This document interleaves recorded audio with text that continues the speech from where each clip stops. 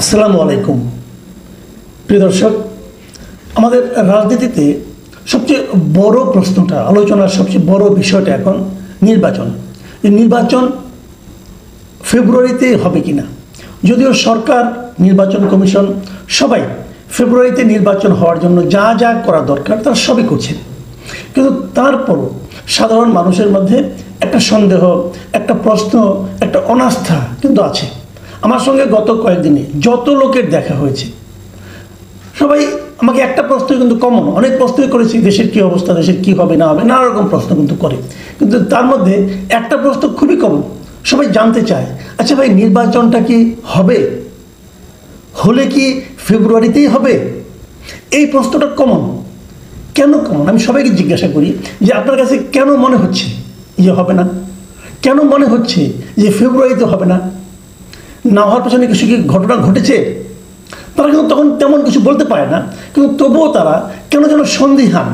Doctor Yunus একটা ঘোষণা দিয়েছেন, ওনার মতো একজন ব্যক্তি, আমাদের দেশের আপনার প্রশাসনিক প্রধান বলা যায় ওনাকে, সরকার প্রধান উনি বলেছেন, নিজে বলেছেন ফেব্রুয়ারিতে নির্বাচন হবে। সে অনুযায়ী ওনার অফিস চিঠি দিয়েছে ইলেকশন কমিশনকে, ইলেকশন কমিশন একটা রোডম্যাপ ঘোষণা করেছে। তারপরেও কেন সন্দেহ? এই সন্দেহটা এতদিন যেমন তেমন ছিল, তারা কিছু জবাব দিতে পারতো না, কিন্তু তারপরে কেন বুঝতে পারতো না যে আদৌ হবে কিনা। এখন যে জিনিসটা ঘটেছে, কিছু ঘটনা ঘটছে এখন, যে ঘটনাগুলো আসলেই সেই নির্বাচন ফেব্রুয়ারিতে হতে পারবে কিনা এই বিষয়ে সন্দেহের জন্ম দিচ্ছে। সবচেয়ে বড় ঘটনাটা কি? সবচেয়ে বড় ঘটনা হলো কয়েকটা রাজনৈতিক দল, যেমন ধরেন জামাতে ইসলামী, অথবা ইসলামী আন্দোলন, অথবা খেলাফত মজলিস, এই তিনটা দল এরই মধ্যে একটা সুনির্দিষ্ট কয়েকটা দাবিতে, 5 দফার দাবিতে তারা আন্দোলনের ঘোষণা দিয়েছে। তারা সবাই একই রকম আন্দোলন। সে আন্দোলনটা হলো 3 দিনের একটা কর্মসূচি তারা ঘোষণা করেছে। যেমন 18 সেপ্টেম্বর তারা ঢাকায় সমাবেশ করবে, বিক্ষোভ করবে। 19 সেপ্টেম্বর সকল বিভাগীয় শহরে বিক্ষোভ করবে, এবং 26 সেপ্টেম্বর তারা সব জেলা উপজেলায় বিক্ষোভ মিছিল করবে। কেন বিক্ষোভ করবে? তাদের কয়েকটা দাবিগুলোর মধ্যে কি আছে? তারা পিআর পদ্ধতিতে নির্বাচন চায়। এর মধ্যে খেলাফত মজলিসের সঙ্গে একটু ডিফারেন্স আছে। যেমন জামায়াতে ইসলামী এবং ইসলামী আন্দোলন তারা চাচ্ছে যে আসন্ন যে জাতীয় সংসদ নির্বাচনটা, এটাও পিআর পদ্ধতিতে হবে। খেলাফত মজলিস বলছে না, উচ্চ কক্ষে পিআর হলে চলবে। এটা নিয়ে তাদের মধ্যে একটু পার্থক্য আছে। আর অন্য অন্য ক্ষেত্রে তারা একমত, একসঙ্গে যারা আন্দোলন করছে সেই দাবিগুলো কি? সেই দাবিগুলো হলো আপনার সবার জন্য একটা লেভেল প্লেইং ফিল্ড করা, সারা দেশে সকল রাজনৈতিক দলের জন্য যেন একই পরিবেশ বজায় থাকে যারা নির্বাচনে অংশ নেবে। তার নম্বর হলো যে ফ্যাসিস্ট সরকারের যত জুলুম নির্যাতন ছিল সেগুলোর আপনার একটা বিচার করা, গণহত্যা ও দুর্নীতির বিচারকে দৃশ্যমান করা, এবং আরেকটা বড় দাবি, আসলে এটাকে আমার কাছে অন্যতম বড় দাবি মনে হয়, সেটা হলো স্বৈরাচারের দোসর হিসাবে জাতীয় পার্টি ও 14 দলের কার্যক্রমকে নিষিদ্ধ ঘোষণা করা। এই দাবিগুলো নিয়ে তারা মাঠে আছে। দেখুন, এই দাবিগুলোর সঙ্গে কিন্তু মোটামুটি কয়েকটা দাবি কিন্তু সবাই একমত, কিন্তু বিএনপির সঙ্গে দুটো দাবি নিয়ে খুবই বিরোধ। যেমন একটা হলো যে পিআর পদ্ধতিতে নির্বাচন, আরেকটা হলো জাতীয় পার্টিকে নিষিদ্ধ করা। এই দুটো দাবিতে বিএনপি তাদের সঙ্গে একমত নয়, এবং এই দুটো দাবি নিয়েই আলটিমেটলি আমার কেন যেন মনে হয় 5 দফা তো বলা হচ্ছে, আসলে এই 2 দফাই ইম্পর্টেন্ট। এই 2 দফা দাবি নিয়েই শেষ পর্যন্ত হয়তো একটা বড় বিরোধে জড়িয়ে যেতে পারে এই রাজনৈতিক দলগুলো, এটা আমার ধারণা। এখন কী ধরনের বিরোধ তৈরি হতে পারে? যেমন পিআর পদ্ধতিটা কি, এটা অনেকে এখনো পর্যন্ত জানি না। আমাদের দর্শকদের অনেকে জানেন কিনা আমি জানি না। আমি আপনাদের সংক্ষেপে পিআর পদ্ধতিটা একটু বলি, তাহলে আপনারা বুঝতে পারবেন। এটা হলো গিয়ে, ধরা যাক এ দল এবং বি দল, 2 দলের মধ্যে ভোটের পার্থক্য। ধরেন একটা আসনে একজন পেল 1,20,000, আরেক দল পেল 1,19,000, পার্থক্য কত? 1,000। এখন 1,000 ভোট পার্থক্যের জন্য এখান থেকে কিন্তু ধরেন এ দল পেল 1,000 বেশি, সে বিজয়ী হয়ে গেল। আরেকটা জায়গায়, আরেকটা আসনে, সেখানে হয়তো এরকম 2,000 পার্থক্য, সেখানেও এ দল জিতে গেল। তাহলে দেখেন, এখানে 1,19,000 ভোট পাইল সে। এই 1,19,000 লোক কিন্তু বি দলকে সাপোর্ট করেছিল। এই 1,19,000 লোক যারা তাকে সাপোর্ট করার পরেও তার দল হেরে গেল, এরকম কিন্তু সব থেকে কিন্তু হতে পারে।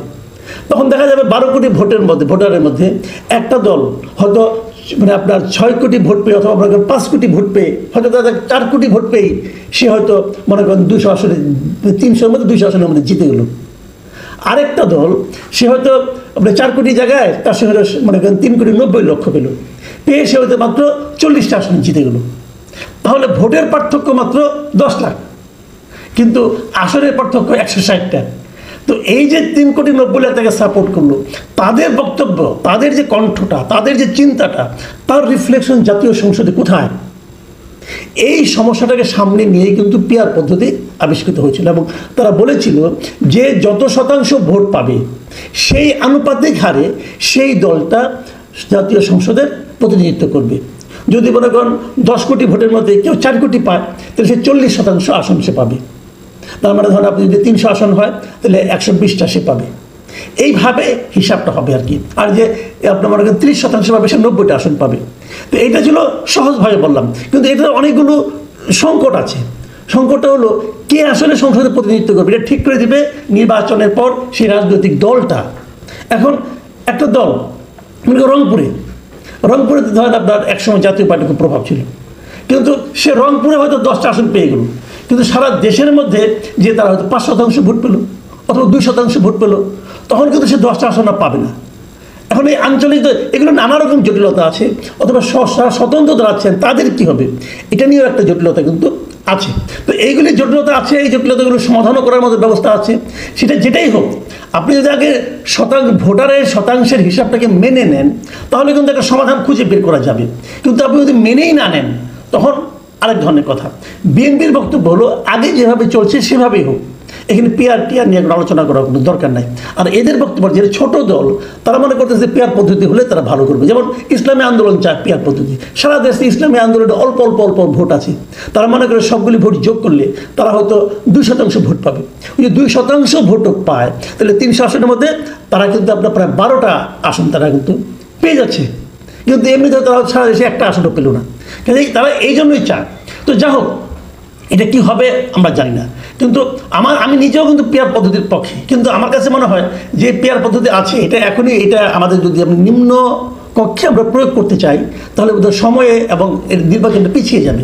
এটা সমাধান, এটা আলোচনা আরও অনেক কিছু করতে হবে, এটা তো সময় লাগবে, হয়তো পরবর্তী নির্বাচনে আমরা এটা নিয়ে ভাবতে পারবো, এটা আমার ধারণা। কিন্তু ওনারা এখনই চান এটা, জাতীয় আপনার ইসলামী আন্দোলনও চান এবং জামাতে ইসলামও চান, এই ওনার দুইটা পার্টি চান এবং খুবই জোরালোভাবে চাচ্ছেন, এখন খুবই জোরালোভাবে চাচ্ছেন। আর দ্বিতীয় যে পয়েন্টটা, সেটা হলো জাতীয় পার্টিকে নিষিদ্ধ করা। আমি মাঝখানে ওগুলি বাদ রাখলাম, ওগুলি সবাই চায়। জাতীয় পার্টিকে যে নিষিদ্ধ করাটা, এটার ব্যাপারে কিন্তু এই জামায়াতে ইসলামী এবং ইসলামী আন্দোলন এবং খেলাফত মজলিস, এমনকি এনসিপি পর্যন্ত এর সঙ্গে কিন্তু একমত, দৃঢ়ভাবে একমত। এখন সেটাকে নিষিদ্ধ করা যাবে কিনা, নির্বাচনের বাইরে রাখা যাবে কিনা। বিএনপির বক্তব্য হলো যে তারা কোনো রাজনৈতিক দলকে নির্বাচনের বাইরে রাখতে চায় না। এই বক্তব্যটার মধ্যে এক ধরনের স্ববিরোধিতা আছে, কিন্তু আছে এমন, তারা চায় না। তাহলে এই বক্তব্য তাদের আওয়ামী লীগকে যখন নিষিদ্ধ করা হলো, আওয়ামী লীগকে যখন নির্বাচনের বাইরে রাখা হলো, তখন তারা বললো না কেন? তখন কিন্তু তারা বলে নাই, এবং তখন তারা তো নিজেদের সুবিধাটা দেখছে। এখন আবার জাতীয় পার্টি যদি নিষিদ্ধ হয়ে যায়, তাহলে বিএনপি আবার মহাবিপদ। এই কারণে বিএনপি মনে করছে যে জাতীয় পার্টি নিষিদ্ধ হয়ে গেলে পরে তাহলে সেক্ষেত্রে হয়তো জামাতের একটা সুবিধা হবে। কেমন সুবিধা? দু ধরনের, একটা হলো ভোটের বাজারের সুবিধা হবে, আবার দ্বিতীয় দিক দিয়ে আরেকটা সুবিধা জামাতের হতে পারে, সেটা হলো জামাত তখন বার্গেনিং করার জন্য খুব স্ট্রং একটা পয়েন্ট পাবে।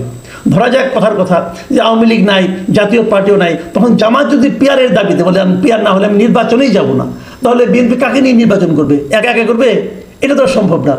যে কারণে জামাতকে নির্বাচনে আনার জন্য হলেও বিএনপি চাচ্ছে যেন জাতীয় পার্টি নির্বাচনের মাঠে থাকে। এই যে হিসাব নিকাশগুলো, এই হিসাব নিকাশগুলো কিন্তু সামনের দিনগুলোতে আরও বেশি স্পষ্ট হবে বলে আমার ধারণা। এবং আমার এটাও ধারণা, এরা যে এই যে 3টা দল একত্রিত হয়েছে, এর সঙ্গে আমার ধারণা আগামী দিনগুলোতে আরও কিছু ছোট ছোট দল যুক্ত হতে পারে।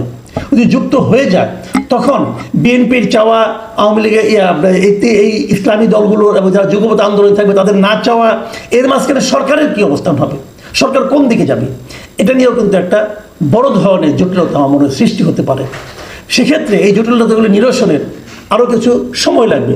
আর সবচেয়ে একটা বড় যে ঝামেলাটা যেটা আছে, যে কথাটা আমি এখনও বলি না আর কি, যেটা নাকি এই মুহূর্তে সবচেয়ে বড় ঝামেলা, 5 দফার মধ্যে একটা দফা, সেটা হলো তারা বলছে এই দলগুলো যে জুলাই সনদের ভিত্তিতে নির্বাচনটা হতে হবে।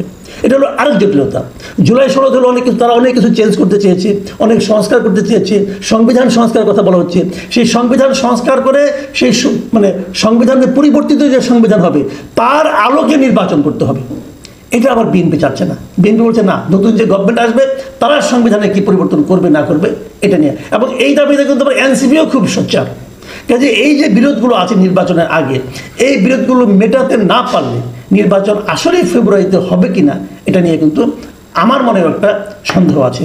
আমরা যত সহজে ভেবেছিলাম যে ডক্টর ইউনূস বোধহয় রাজনৈতিক দলগুলোর মধ্যে একটা ঐক্যমত তৈরি করতে পারবেন, আমার এখন যেটা মনে হচ্ছে উনি সেখানে ব্যর্থ হয়েছেন, এবং ওনার কোনো ক্যারিসমেটিক কোনো উদ্যোগ আমি এখন পর্যন্ত দেখতে পাচ্ছি না।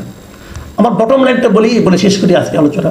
আমি সবসময় একটা কথা বলি, সেটা হলো জাতীয় ঐক্যের কথা বলি, যে ঐক্যবদ্ধ না হলে পরে কোনো জাতি অগ্রসর হতে পারে না। ডক্টর ইউনূস সাহেব সেই জাতিকে ঐক্যবদ্ধ করতে পারেন নাই। আমরা আওয়ামী লীগ আমরা দেখেছিলাম, আওয়ামী লীগ জাতিটাকে বিভক্ত করে দিয়েছিল মুক্তিযুদ্ধের চেতনার হুজুগ তুলে, এবং আমি ডক্টর ইউনূসকে দেখেছি উনি জাতিকে আরও দ্রুত আরও শার্পলি ডিভাইডেড করে দিয়েছেন। এই জাতির ভবিষ্যৎ কী হবে আমি জানি না।